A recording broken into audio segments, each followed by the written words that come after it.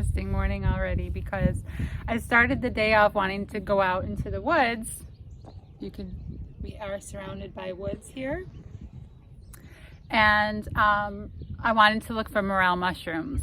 That was the goal this morning. It's April 21st and we are just beginning the window to look for morels, and I didn't find any. So I think it's just a little too early in the season, but it's warming up. I think it's, the nights are just too cold for those fruiting tops to really start to form and want to come out. The May pops are just starting to appear, and that's a pretty good sign. So for the next couple of weeks, I'm just going to keep going out there and looking. The last morel we found out there was more into May, but you never really know. So I'm just going to keep looking. So what I'm going to end up really doing today instead is working on the garden, and I have some helleborus to put in. I have some cleanup to do. I have a lungwort here somewhere that needs to get put into the ground. And I just have some cleaning up to do. I have some perennials from last year that need to be raked, and just the normal garden stuff to do. So I think what I'm going to do is record some of the work I'm doing, make this more of an inspirational get your stuff done in the garden kind of video. You can follow along with me through the day. I'll show you some beautiful flowers that are in bloom this early in the season. It is still really early. I don't have a lot of plants really up and awake. The tulips are just beginning to bloom. The main show right now are the daffodils and the few hyacinths that I have, and the helleborus. And I have 2 helleborus that I put in a couple of years ago, and then I have the 2 that I want to put in today. And I'd really like to start getting more of them because they're just so amazing this time of year, because they do start so early. And I have them actually right here next to me, and they just have this antique, wondrous, I don't know, there's something about them that's so nostalgic that I love the Lenten rose. So I wanted more of them.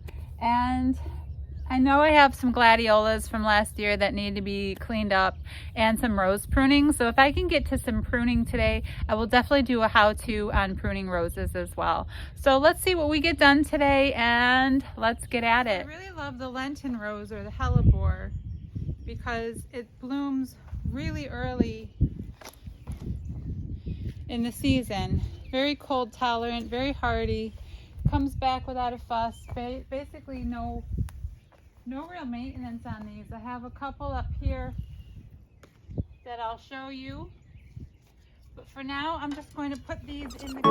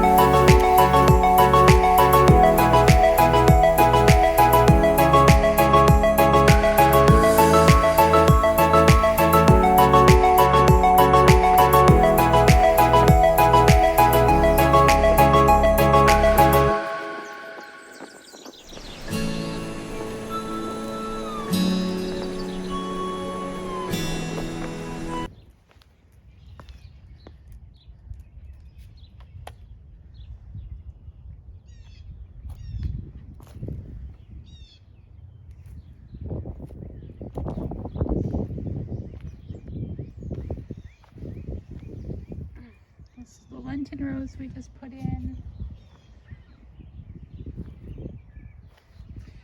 And here here are the Lenten roses that I already had.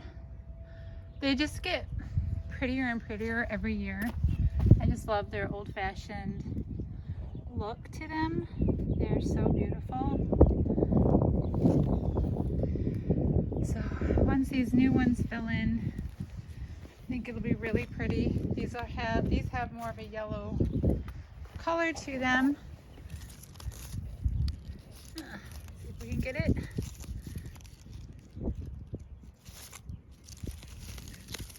So these should stand out a little bit more as they get a little bit bigger. So this is still a very early spring garden. This is just a long row of hostas. I still have to clean those up a bit. There's a small lilac, more tulips coming up here, getting ready to do their thing. I don't know what these are. I think these are parrot tulips. I can't remember what I put in. I just put these in the fall. But I think those are parrot tulips. So we'll see how those are.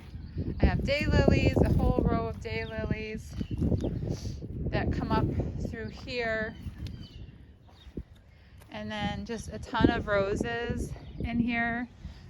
This is meant to be a rose garden, but I think I'm just ending up filling it in with more and more other things as well. The arch will be going here once we're finished painting it and having that all set and ready. It'll be really beautiful going up through here. And I have some grape hyacinths. I mean, the grape hyacinths are just beginning to bloom. That's how early in the summer, or early in the season it still is. So this fills in really pretty with tons of grape hyacinth heads, and they've barely started. So we're still early in the season. There's peonies coming up. That's what peonies look like when they just start coming up. More hostas, more roses, more peonies. It's very busy back here. This is a hardy hibiscus that gets beautiful. I think that's a pink one. I just put it in the fall. All of this will need to be cut back. It'll come back up from the ground. So it looks very dead because this part actually is. These guys wait until it's a bit warmer to really start coming out of the ground. So don't expect to see life out of your hardy hibiscus too early in the season. It takes a while for it to wake up. I think this is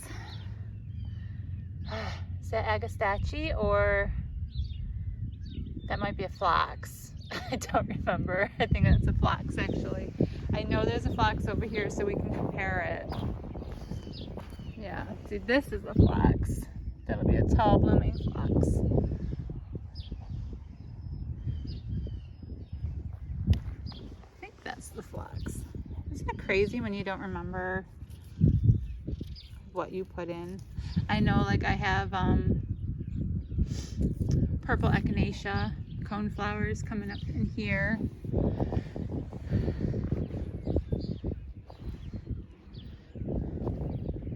This is all strawberries. It's not anything exciting to look at yet. I know, it's just waiting. We're still waiting for everything to fully wake up. On the side of the pool, I have a wigelia, some sedums, some more irises and tulips. This is all pretty much empty. A lot of times I have gladiolas I put in through here. I will probably put glads in here again. There's bachelor's buttons I just transplanted the other day because they can take the frost. And some bells of Ireland. They aren't looking all that happy out here, but we'll see what they end up doing. And just some weeds I have to keep pulling out. This is a pretty fresh bed, so I'm still fighting the weeds, but you can see all of the mess still from the gladiolas. So there's still a lot of cleanup to do for the season. Come on, guys. But the fountain cherry is starting to bloom, and that's beautiful, and that's going to attract so many bees very soon, which we do raise. This is a Munstead wood rose waiting to be pruned and fed. I'll be doing a pruning video very soon. irises, sedum, there's more roses, there's lilies coming up back there, delphinium, alliums in there. There's a lot of salvia that comes up.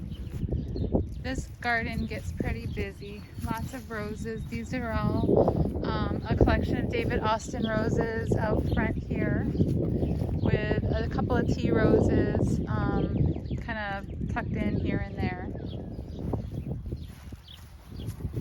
More irises.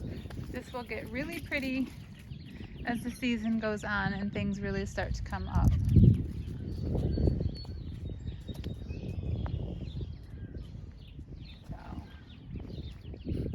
Just irises, hyacinths. There's a beautiful Dick Clark rose that performs beautifully every year, just starting to wake up, waiting to be properly fed. That's a hardy hibiscus again. Don't expect anything from it this early in the season. It will gradually wake up as it gets warmer. And a new bed I just recently have started that I need to expand and plant. I think the only thing in there is right now is that variegated yucca and well, some irises that I threw in there. That's about it. So all of this is going to get expanded. I have some roses up there. It'll get busy. So I'm taking you through a little walk to show you our beehive. This is a beautiful crabapple tree at the front of our woods path. It gets white flowers all over it. We've planted a few things back here as we've cleared out a lot of dead trees that were back here when we moved in. These paths were not here. Actually, you could not get in to these woods at all. It was solid, full of just a mass of dead trees and all sorts of things. But this is beautiful back here once things start filling in. We still have some cleanup to do. But there's our beehive. I'm not going to get too close because they're so active and I don't want to bother them. But it's a beautiful day. We have lots of violets all around the hive. And we've planted a few things back here, like some strawberries and some mums and some different flowers for them to have something close at home. And they love my garden, and as you can see, that snow fountain cherry and all the dandelions when they start blooming in the yard. We love having our bees. They're gentle. They do not bother anyone. They just go about their work. We never get stung. I mean, I keep my guard and I stay away from the hive for the most part, but they aren't aggressive. I mean, I can stand right here. As long as I don't get into their fly zone and block the doorway to the hive, they won't really see me as a threat. And so I just come back here, give them a peek. This is mostly my husband's hobby, so I'll do a video one of these days of him being able to explain the bees better than I can, because it's not really my hobby and he knows a lot more about it than I do. But it is cool to have our own bees, and the honey is delicious. Okay, so here's my happy little mess on the side of the house. These are superhero roses. These are just like a landscape, easy care maintenance rose. And I put them in like 2 years ago and they get absolutely enormous. So all of this spot is going to be getting cleaned up today. And these guys cut back because they're a mess. These don't get as far pruned as like my English roses or my tea roses. I keep these pretty simple as far as pruning goes, just because they are such a hardy, carefree kind of rose. I really just prune these guys up for, you know, keeping them looking nice and basic maintenance purposes. But there's some weeds down here. All this has to get done, and I want to get this area here a little bit more cleaned up and ready for more planting. I want to put some more flowers in here, maybe some hostas in underneath this tree here. This spout came off the house, so I have to get all that fixed. I have hostas that come on through here, so I got to get this all cleared out so these hostas can come up without any issues. I have one starting there. So this is going to be today's project just because it's such a mess. See if I can pick up some of the bees. Buzzing away, flying around my head, doing their thing.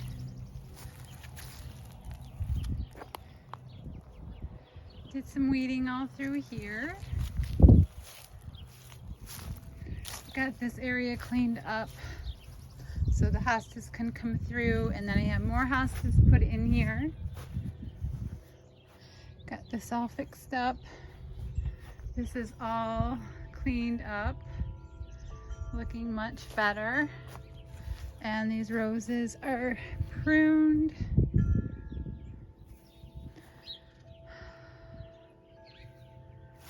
We have a lot of projects ahead of us. We're getting the house sided. We were going to get the house sided this year, but we just bought ourselves a new camper and we want to spend the summer doing some camping.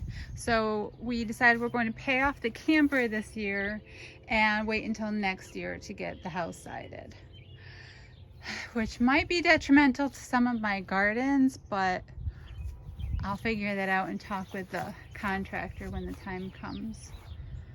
So this looks so much better, and I can't wait for things to start filling out.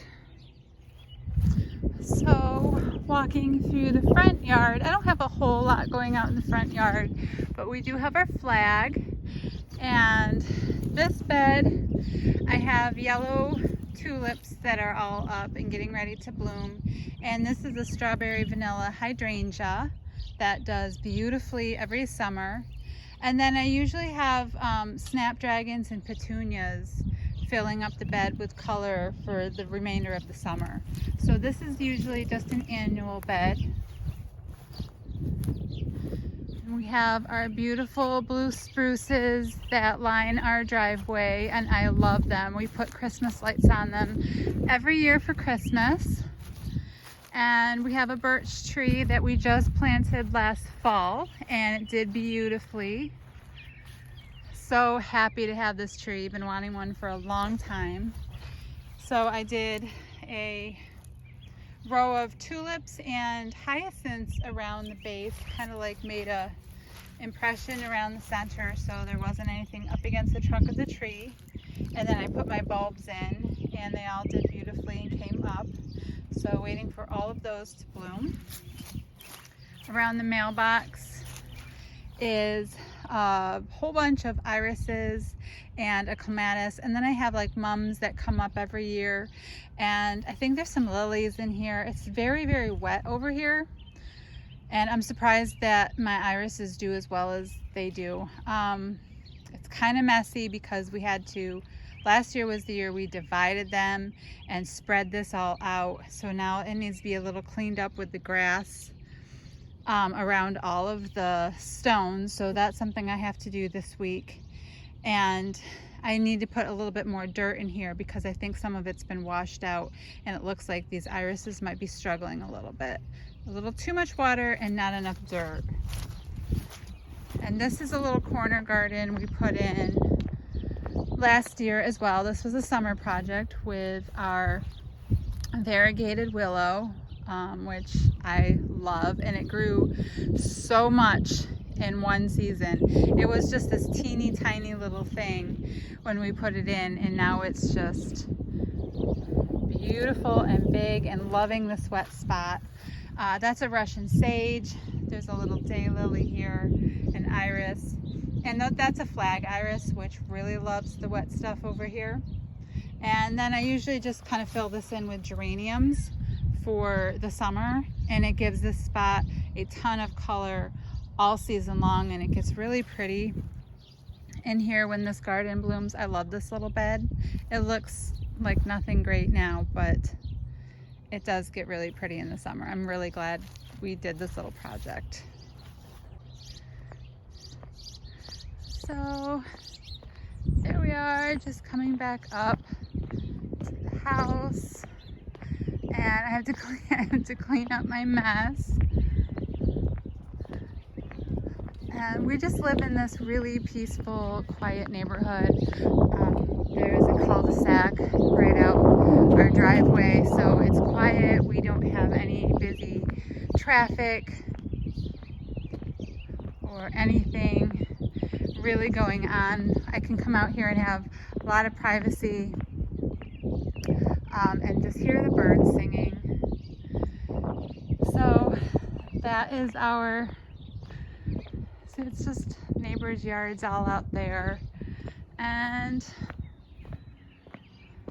we'll be expanding more and more each year. So that's my little garden tour and inspiration to get some work done. I hope you all have an absolutely wonderful day, and I'll see you next time. Bye.